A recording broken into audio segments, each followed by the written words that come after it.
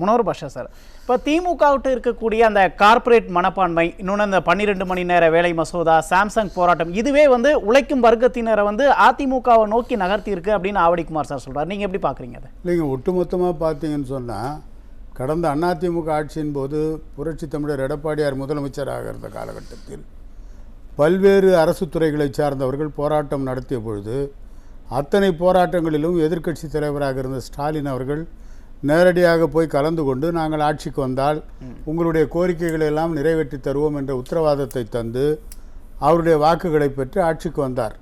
ஆனால் ஆட்சிக்கு வந்ததற்கு பின்னால் கொடுத்த வாக்குறுதி எதையுமே நிறைவேற்றாத காரணத்தால் கடைசி வரை அந்த அத்தனை துறையை சார்ந்த தொழிலாளர்களும் போராடக்கூடிய ஒரு சூழ்நிலை, அரசு ஊழியர்களாக இருந்தாலும் சரி, ஜாக்டோஜியோ ஊழியர்களாக இருந்தாலும் சரி, அல்லது மருத்துவர்கள், செவிலியர்கள், அத்தனை துறையை சார்ந்தவர்களும் போராடக்கூடிய அளவுக்கு ஸ்டாலின் தலைமையிலான அரசாங்கம் தொழிலாளர் விரோத அரசாக இருந்த காரணத்தால் மீண்டும் அவர்கள் எதிர்க்கட்சியாக இருந்தால்தான் அவர்களுக்கு கண்டிப்பாக புத்தி வரும் என்று சொல்லக்கூடிய அளவுக்கு எதிர்க்கட்சியாக அவர்களை கொண்டு வருவோம் என்று அரசு ஊழியர்களே சவால் விடக்கூடிய அளவுக்கு ஒரு தொழிலாளர் விரோத அரசாக அன்றைய ஸ்டாலின் அரசாங்கம் செயல்பட்டது என்பதை நான் சொல்லவில்லை, அரசு ஊழியர்களே சொல்லக்கூடிய அளவுக்கு தான் அந்த ஆட்சி இருந்தது. ஆனால் நீங்கள் சொல்கிறது போராட்டத்துக்கு முன்னாடி சொன்னாங்க, போராட்டத்தின் போது வந்து ஸ்டாலின் அவர்கள் வந்து எதிர்க்கட்சி தலைவராக இருந்தால் தான் எங்கள் மேலே அக்கறை கொள்வார் அப்படின்லாம் பேசினாங்க.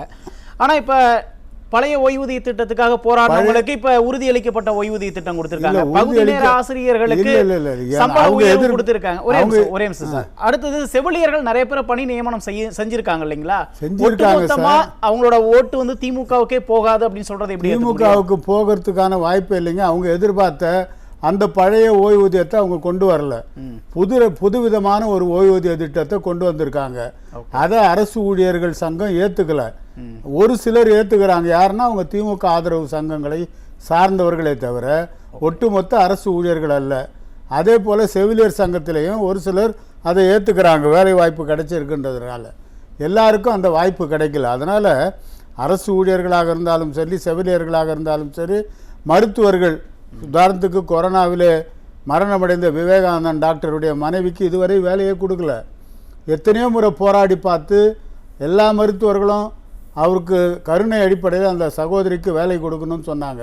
கடைசி வரைக்கும் வேலையை கொடுக்கல. அவர் என்ன பாவம் பண்ணார்?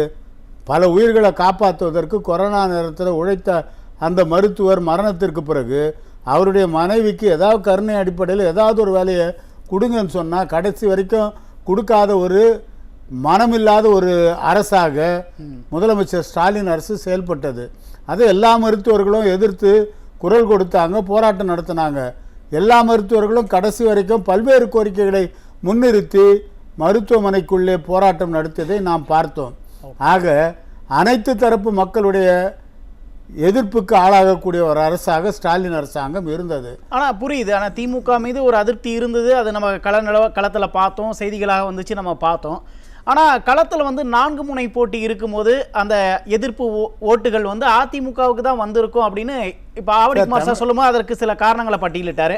நீங்கள் என்ன பார்வையை முன் வைக்கிறீங்க? தமிழ்நாட்டு அரசியலை பொறுத்தவரை இருமுனை போட்டி தான் தமிழ்நாட்டில் இதுவரைக்கும். திமுக, அதிமுக இவர்கள் இருவருக்கு இடையில் தான் தேர்தல் களம் அமைந்திருக்கிறது. இதற்கு முன்னால் மரியாதைக்குரிய தலைவர் மூப்பனார் கூட 3வது அணியை அமைத்து 77 தேர்தல் களம் கண்டார். அதற்கு பின்னால் 89 தேர்தல் களம் கண்டார். ஆனால் எல்லா களத்திலையும் தலைவர் மூப்பனார் தலைமையிலான காங்கிரஸ் அணி 27 இடங்களைத்தான் வெற்றி பெற முடிந்ததை தவிர ஆட்சி அமைக்க முடியவில்லை. ஆனால் 3வது அணியாக இருக்கின்ற காங்கிரஸ் கட்சியாலே வெற்றியை பெற முடியவில்லை அல்லது ஆட்சியை அமைக்க முடியவில்லை. ஏதாவது ஒரு திராவிட இயக்கம்தான் வெற்றி பெற்று ஆட்சி அமைத்து வந்திருக்கிறது. 77 புரட்சித் தலைவர் எம்ஜிஆர் ஆட்சி அமைத்து முதலமைச்சராக வந்தார். அதுபோல ஒவ்வொரு காலகட்டத்திலேயும் திராவிட இயக்கத்தை சார்ந்த திமுகவோ அல்லது அதிமுகவோ ஆட்சி அமைத்து வந்திருக்கிறது. இந்த முறையை பொறுத்தவரை ஆட்சிக்கு எதிரான வாக்குகளை விஜய் பிரிப்பதன் மூலமாக, இன்னும் சொல்ல போனால் குறிப்பாக திராவிட முன்னேற்ற கழகத்திற்கு செல்ல வேண்டிய வாக்குகள், சிறுபான்மை மக்களுடைய வாக்குகள், தலித் மக்களுடைய வாக்குகள், இப்படிப்பட்ட வாக்குகள் எல்லாம் திமுகவிற்கு செல்லக்கூடிய வாக்குகள். அந்த வாக்குகளை விஜய் பிரிப்பதன் மூலமாக அதிமுக தலைமையிலான புரட்சி தமிழர் எடப்பாடியாருடைய ஆட்சி வருவதற்கான சாதகமான சூழ்நிலை தமிழகத்திலே நிலவி கொண்டிருக்கிறது என்பதுதான் யதார்த்தமான உண்மை. ஆனா நீங்க சொல்றதை பார்த்தா ஒட்டுமொத்தமா அனைத்து வகையான தொழிலாளர்களோட ஒரு நன்மதிப்பையே திமுக இழந்துருச்சு அப்படிங்கிற துணியில நீங்க சொல்ற மாதிரி இல்லை, அது உண்மையிலேயே அனைத்து அது மட்டும் இல்லை, திராவிட முன்னேற்ற கழகம் என்று சொன்னாலே அவர்கள் தொழிலாளர்களின் விரோதிகள் என்பதை கடந்த கால வரலாறு சிம்சன் போராட்டத்திலே உணர்த்தி இருக்கிறது. பிரதாப் சந்திரன் படுகொலைக்கு காரணமே அன்றைக்கு திராவிட முன்னேற்ற கழக ஆட்சி தான் என்பதை தமிழ்நாட்டு மக்கள் மறந்திருக்க மாட்டார்கள். சிம்சன் போராட்டத்தின் போது தொழிற்சங்க தலைவராக இருந்த பிரதாப் சந்திரன் படுகொலை செய்யப்பட்டிருக்கிறார். இப்படி பல வரலாறுகளை சொல்ல முடியும். கீழ்வன்மணியிலே விவசாயிகள் படுகொலை செய்யப்பட்டதை தமிழகத்து விவசாய மக்கள் மறந்திருக்க மாட்டார்கள். ஆக அனைத்து தரப்பு மக்களும் திராவிட முன்னேற்ற கழகம் ஆட்சிக்கு வந்து விட்டாலே அது தொழிலாளர்களாக இருந்தாலும் விவசாயிகளாக இருந்தாலும் அவர்களுடைய உயிருக்கு உத்தரவாதம் இல்லை என்று சொல்லுகின்ற பொழுது இந்த ஆட்சி தேவையில்லை என்ற முடிவுக்கு தான் அது அனைத்து தொழிலாளர்களும் விவசாயிகளும் வரக்கூடிய சூழ்நிலை தான் இந்த முறை வந்திருக்கிறது. புரட்சி தமிழர் எடப்பாடியாரை பொறுத்தவரை அனைத்து தரப்பு மக்களையும் அன்போடு பாசத்தோடு அரவணைக்கக்கூடிய ஒரு தலைவராக திகழ்ந்திருக்கிறார். இன்னும் சொல்லப்போனால் அவரை பொறுத்தவரை எந்த விதமான அதிகார தோரணையோ அல்லது ஆடம்பரமான அரசியலோ அவரிடம் இல்லை. சாமானியர்களாக நம்மிலே ஒருவர் விவசாய குடும்பத்தை சார்ந்தவர் நம்மை தேடி வருகிறார், நம்மை நாடி வருகிறார் என்ற எதிர்பார்ப்பு தான் அனைத்து தரப்பு மக்களிடம் எடப்பாடியை பார்க்கின்ற பொழுது ஏற்பட்டிருக்கிறது. எனவே எடப்பாடியார் முதலமைச்சராக வந்தால் அது நாமே வருவதாக இருக்கும் என்று விவசாயிகளும் தொழிலாளர்களும் நினைக்கக்கூடிய ஒரு சூழ்நிலை ஏற்பட்டிருக்கிறது. அவரிடம் பந்த அரசியல் இல்லை, கருப்பு பூனைப்படை அவரை சுற்றி வரவில்லை. எனவே எடப்பாடியார் வந்தால் சுலபமாக அவரை சந்திக்க முடியும் என்ற எதிர்பார்ப்பு தமிழ்நாட்டு மக்கள் மத்தியில் இருந்தது.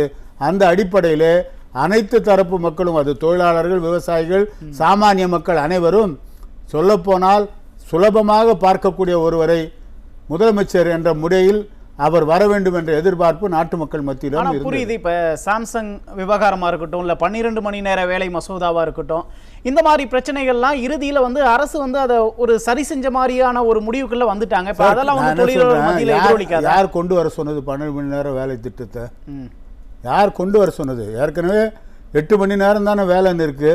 உலகம் முழுவதும் இதற்காகத்தானே இன்னைக்கு தொழிலாளர் தினம் எதுக்காக கொண்டாடுறோம்? 8 மணி நேரம் வேலை அப்படின்றத போராடி வெற்றி பெற்றதைத்தான் இன்னைக்கு மே தினம் தொழிலாளர் தினமாக கொண்டாடிக்கிட்டு இருக்கோம். அதை 12 மணி நேரம் ஆக்க சொன்னது யாரு? அப்போ எந்த முதலாளிக்கு அடிமையாக இந்த ஆட்சி இருந்திருக்கு?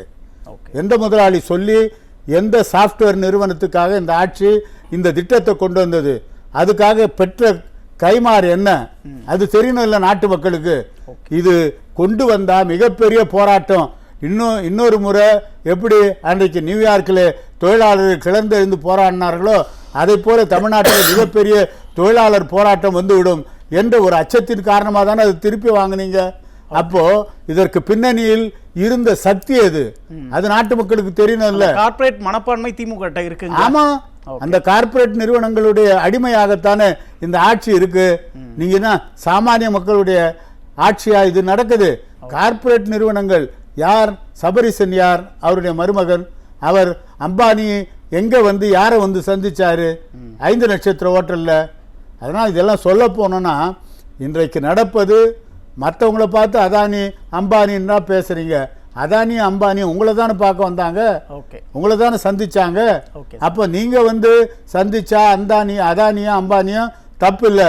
ஆனால் மோடி சந்திச்சா அதானி ஆட்சி அம்பானி ஆட்சி அப்படின்னு சொல்லுவீங்க. அதனால கார்ப்பரேட்டுடைய ஆட்சியாக தமிழ்நாட்டில் நடக்கின்ற ஆட்சி நடந்து கொண்டிருக்கிறது. பல கோடிகள் நீங்கள் கொள்ளையடித்து சம்பாதித்திருக்கிறீர்கள். ஒவ்வொரு அமைச்சர் கையிலும் பல கோடிகள் இருக்கிறது. மீண்டும் புரட்சி தமிழர் எடப்பாடியார் ஆட்சிக்கு வந்தால் அத்தனை அமைச்சர்களுடைய சொத்துக்களையும் பறிமுதல் செய்ய வேண்டிய கட்டாயம் உருவாகும் என்று நான் கருதுகிறேன். முனோர் பாஷா சார், ஏற்கனவே போராட்டத்தில் ஈடுபட்டவங்க சொன்ன மாதிரி ஸ்டாலின் அவர்கள் நாங்கள் எதிர்க்கட்சி தலைவராக மாற்றுவோம், திமுக வீழ்த்துவோம்னு சொன்னாங்கல்ல, அது வந்து இந்த 2026 தேர்தல் வாக்கு எண்ணிக்கை முடிவில் அது நடக்கும் நம்ம எதிர்பார்க்கலாங்களா? கண்டிப்பாக. திராவிட முன்னேற்ற கழகத்தை பொறுத்தவரை எதிர்க்கட்சி அந்தஸ்திற்கு வரக்கூடிய ஒரு வாய்ப்பைத்தான் அரசு ஊழியர்கள், ஆசிரியர்கள், செவிலியர்கள், டாக்டர்கள் அத்தனை பேரும் அந்த ஒரு நிலைக்குத்தான் கொண்டு வந்து நிறுத்துவார்கள் என்று நான் நினைக்கிறேன். எடப்பாடியார் தலைமையிலே அனைத்து இந்திய அண்ணா திராவிட முன்னேற்ற கழகத்தினுடைய ஆட்சி அமைவதை யாராலும் தடுக்க முடியாது. கண்டிப்பாக புரட்சி தமிழர் எடப்பாடியார் தமிழகத்துடைய முதலமைச்சராக வருவார் என்ற நம்பிக்கை எங்களுக்கு இருக்கிறது. இன்னொரு கேள்வி, இப்போ திமுக கடந்த தேர்தலிலே பல்வேறு வாக்குறுதிகளை கொடுத்தாங்க, அதை நிறைவேற்றல அப்படிங்கிற ஒரு குற்றச்சாட்டுகள் இருக்கு.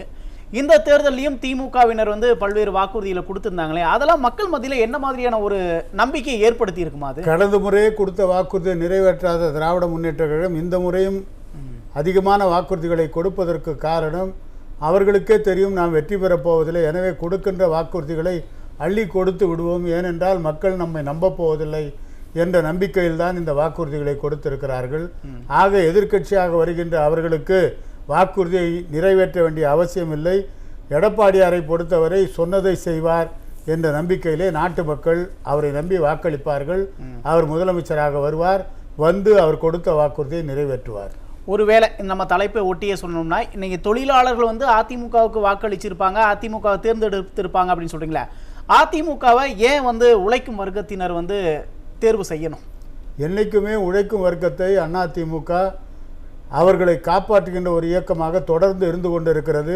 இன்னும் சொல்ல போனால் மே தினத்திற்கு ஒவ்வொரு ஆண்டும் புரட்சி தலைவரும் சரி, புரட்சி தலைவரும் சரி, புரட்சி தமிழரும் சரி, அனைத்து இந்திய அண்ணா திராவிட முன்னேற்ற கழக அலுவலகத்திலே உழைப்பவர்களை அழைத்து வந்து அவர்களுக்கு வேண்டிய நலத்திட்ட உதவிகளை தொடர்ந்து எம்ஜிஆர் மாளிகையை வைத்து கொடுப்பதை வாடிக்கையாக வழக்கமாக செய்து கொண்டிருக்கிறார்கள்.